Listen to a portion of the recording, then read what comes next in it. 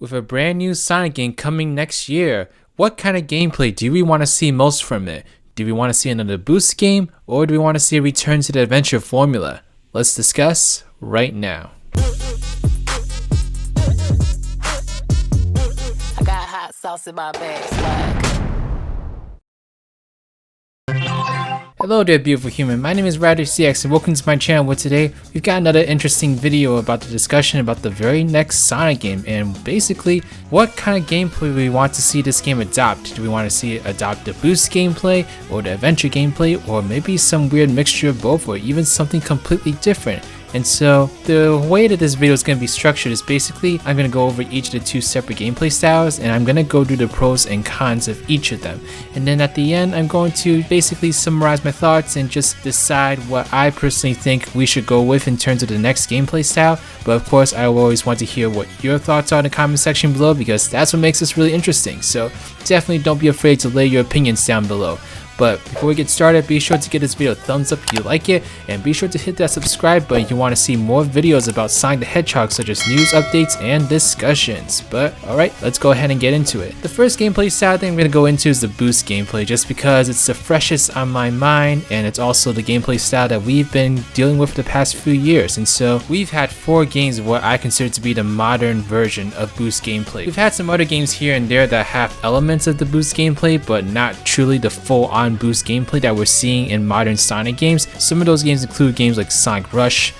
Adventure, and Sonic Lost World. But the 4 games that I'm talking about here are Sonic Unleashed, Sonic Colors, Sonic Generations, and Sonic Forces. And so we've had 4 games at this point with the boost gameplay as defined as it is in my mind, which is basically a mix of 2D and 3D gameplay where the main mechanic that Sonic utilizes to get through the levels is the boost. And so these levels are characterized by this really exhilarating feel to them where you're blasting through these areas at supersonic speed, and the gameplay often relies on quick reflexes and also memorization to get through the levels, which matches some of what we saw in the classic games. And so some of the pros to this gameplay style is that it's always an absolute delight to watch. I mean, whenever you're playing these games and you get to see Sonic go through all these different speeds and know that you have some kind of control over him, it's really exciting. And I remember when this gameplay first got shown off to us, when I first saw that footage of Sonic Unleashed in Missouri, I was just so dumbfounded to see that we were able to make Sonic go that fast. Like, Sega has been calling Sonic the fastest thing forever now, but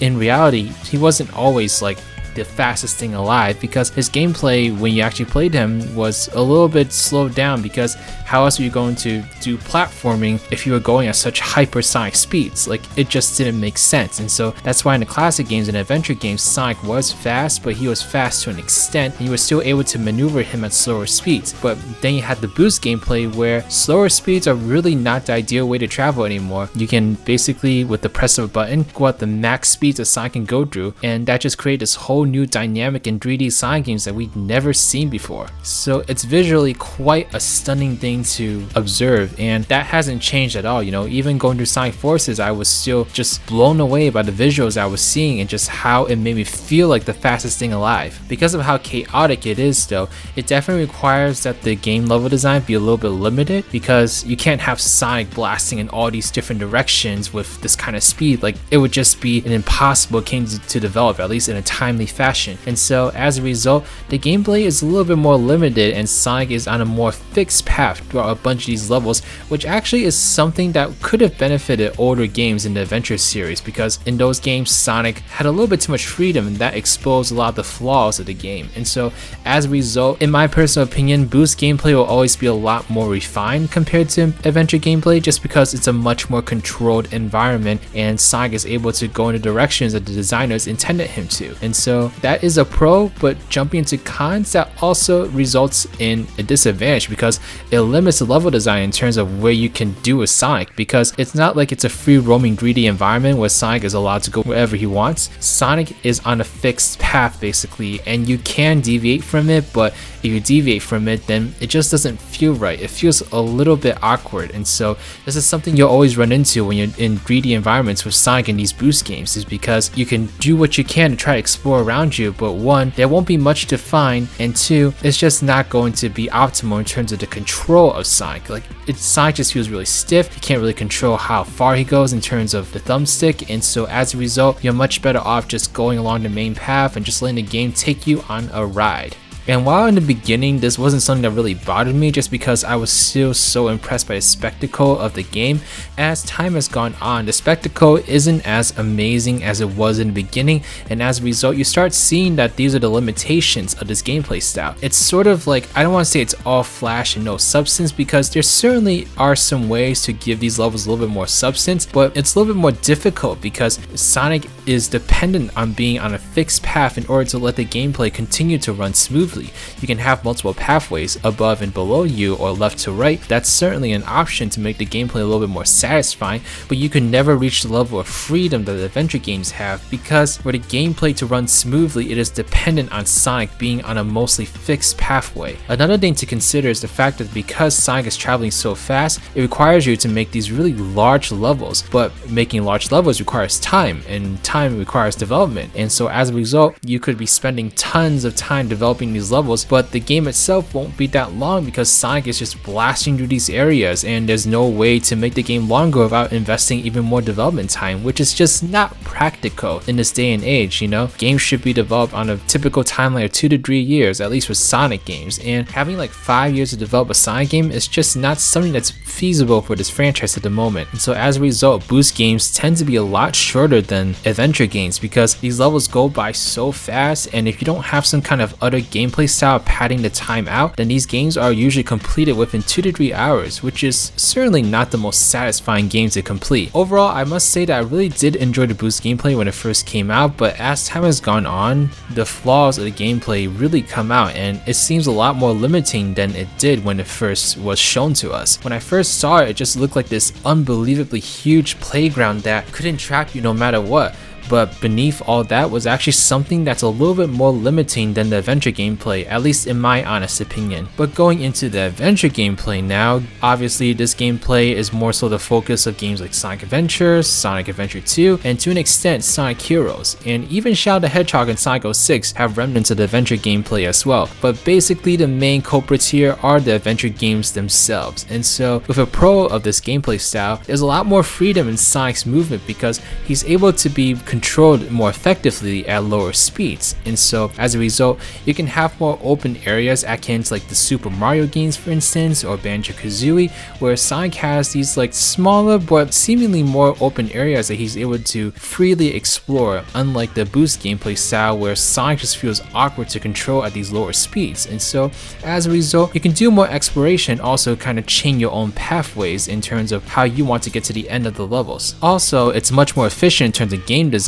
because you don't need to utilize nearly as much space to design these levels because Sonic is not traveling at insane speeds like he is in the boost gameplay, and so as a result you don't need to spend nearly as much development time to make these levels, which is a huge plus, especially since games I imagine are much more difficult and expensive to develop now compared to before, just because the standard for games is to be much more bigger and brighter than they were in the past, which makes sense because technology has advanced to that point where every game definitely requires some kind of decent amount of development time and resources to be considered amongst the standard of video games. Some of the cons of this gameplay style though is that the camera is one of the most difficult things to get right in these adventure games, and I don't really feel like any single Sonic adventure game was able to get this right. One of the biggest perks of the boost gameplay style is because of the more fixed camera angles and the more fixed level design, you don't really need to worry about a free camera that players can take control of and play with to get the correct camera angle to help them progress through the levels. But with the adventure games, because of how much more open they are, players need to have a pretty good functioning camera to be able to explore what they want to explore, which can be a challenge to design because it's like you're basically trying to hit this balance between, okay, this camera needs to shift this way so the player knows that this is what we're doing now, but at the same time we need to make sure the player does have some kind of control over the camera so that they can play with it as they please in areas where they might want to explore a little bit more. And that's just not something you ever need to worry about the boost gameplay because it's so fixed and so limited in terms of its level design. Also, I feel like designing levels with adventure games, while it doesn't take as nearly many resources, it might actually also be a little bit more difficult because now you have a Sonic that's a little bit slower, can do more exploration, and so you can't really do the typical things you could do in the boost gameplay style where you could just create multiple pathways up and down on the 2D scale, or you can just create these long environments that Sonic can just burst through with the boost. With the adventure gameplay style, it's not as obvious in terms of what Sonic should be doing at every moment, which I think is a good and a bad thing, because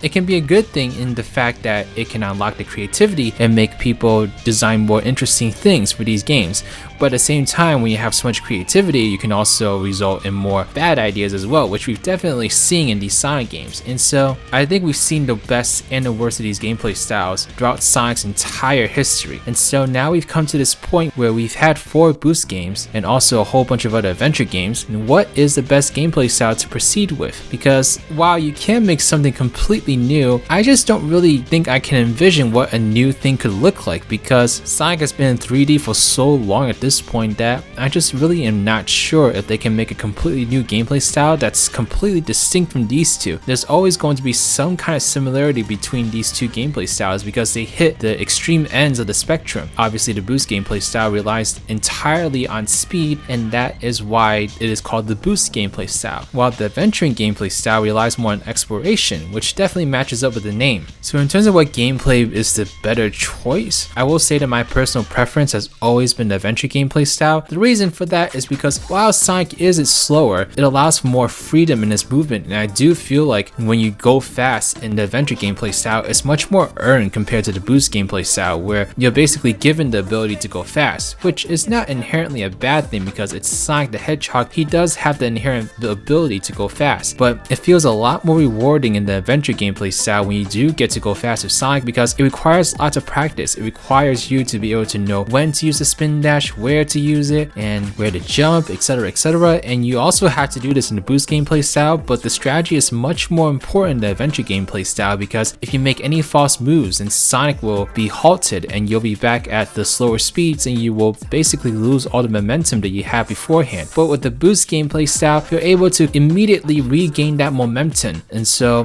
it's not really something where you're punished as much for going too fast, unless there's lots of bottomless pits, which is not really a great level design either. And so I feel like the adventure gameplay style, while it seems a little bit less exciting at first, it really does reward you when you're able to overcome its obstacles and challenges and do a run of a level that's actually really fast and impressive. I also think that we've had 4 boost games at this point, and we are a little bit burnt out on the style, and so I think in general Sonic just needs something a little bit more fresh, and whether that be a full-on return to the adventure gameplay style or maybe something new that's a bit of a hybrid between the two, I just don't think it's a good idea to go to the boost game style again, because we've had 4 games at this point. We especially had a bit of a sour note when we finished Sonic Forces. It just doesn't seem like the right idea at all to go back to the gameplay style, because we've had at least 4 attempts to really furnish it out and make it the best it can be, and I really do think that they did a good job with the boost gameplay style when it came to like colors and generations. Those are some really fun and great games, but it's time to try something new, and whether that be an adventure game or something that's a little bit different remains to be seen. But I do think that you really should not go back to the boost gameplay style, just because Sonic is definitely in need of something a little bit more fresh, and it is good to reinvent Sonic at certain points. You know, you don't want to reinvent Sonic at every single video game per se, because that's definitely not a good idea, but definitely reinventing him at certain intervals would be a good idea. But that's just my opinion, so I really want to hear what your opinions are. What kind of gameplay style do you want to see Sonic go next in terms of the 2021 game? Do you want to see him go back to the boost gameplay style? Do you want to see him return to the adventure gameplay style? Or do you want to see something else? Maybe you want to see Sonic Heroes 2. I mean, I don't know. I can't read your mind, so let me know your thoughts in the comment section below. But definitely give this video a thumbs up if you like it, and subscribe to this channel if you want to see more Sonic related news, updates, and discussions. But that is it, everyone. So this is Riders, riding out. Thank you so much for watching this video. Special shout out to the Nerd Corner, Killer Lemurs, Team Ride with Sonic Gamers, Johnny Hinton Ortiz, Doomslayer, Jeremy Games, Trash Q, Abraham Muter, and Mass Muter. These are my patrons/YouTube members. If you'd like to become a patron or YouTube member, get access to a whole bunch of different perks, then please check out the links in the description box below. But alright, this is Riders, riding out.